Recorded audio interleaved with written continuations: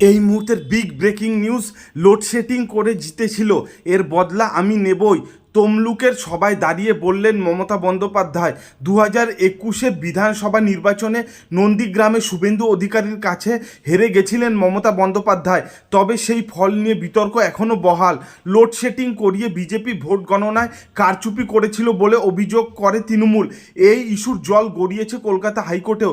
চলতি লোকসভা ভোটের মাঝে মমতা বন্দ্যোপাধ্যায় এই প্রসঙ্গে বদলা নেওয়ার কথা বললেন।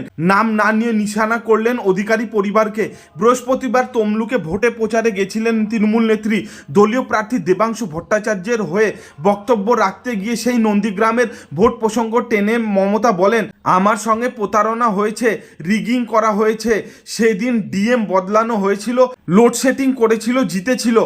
আজ নয় কাল এর বদলা নেবই আমি। চিরকাল বিজেপি থাকবে না, তাই বদলা নিয়েই ছাড়ব। নির্বাচন কমিশনকেও আক্রমণ করেছেন মমতা।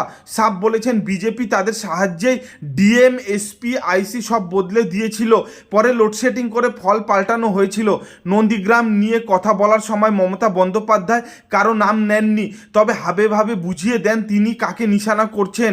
কারণ তৃণমূল নেত্রী বলেন, চিরকাল ইডি সিবিআই কোলে রাখবে না, এনআইএ ইনকাম ট্যাক্সও পাশে থাকবে না, বদলা হবেই। কিভাবে বদলা নেব তা আগামী দিন পথ দেখাবে।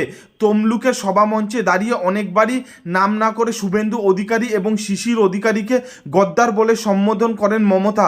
নিজেদের কোটি কোটি টাকার সম্পত্তি এখন, সেগুলো বাঁচাতে বিজেপির কাছে গেছে তারা, এমনটাই দাবি করেন তিনি। মমতার সংযোজন, আমি না থাকলে দীঘা তমলুক কিছুই হতো না। এতদিন তো বাপ বেটা ছিল, কোন কাজটা করেছে 10 বছর। পরোক্ষে শুভেন্দুকে চাঁচাছোলা ভাষায় আক্রমণ করে মমতা বলেন, যতদিন আমাদের মন্ত্রী ছিল যা পেরেছে তা করে খেয়েছে, লুটে নিয়েছে। আমি খাতা খুলছি না, জনগণ দেখবেন। তৃণমূল কংগ্রেসের জন্মলগ্নের কথা সকলকে মনে করিয়ে দেন মমতা বন্দ্যোপাধ্যায়। জানান, যখন দল তৈরি হয় বাপ বেটা কেউই ছিল না, ওরা তখন কংগ্রেসের হয়ে দাঁড়িয়েছিলেন এবং তখন তারা তৃতীয় হয়েছিলেন। তার হাত ধরে জেতার আগে শুভেন্দু যে বহুবার নির্বাচনে হেরেছেন সে কথাও মনে করিয়ে দেন মমতা।